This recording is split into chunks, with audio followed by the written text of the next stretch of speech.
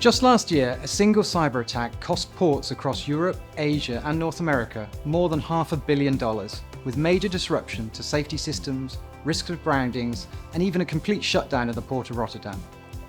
I'm Giles Watkins, CEO of Cyntegra, and we took $1 million of research funding to turn this scenario into just a 5-minute inconvenience. Unfortunately, in today's hyper-connected world, it's impossible to fend against every advanced attack 100% of the time. So we built this patented device that acts like a safety belt for your organization, keeping your operations alive by enabling functionality of key systems to be restored by users in minutes, not months. We're already working with national security agencies to recover critical systems every week, and now we want to collaborate with shipping lines, logistics providers, and port authorities to increase the resilience of the maritime sector.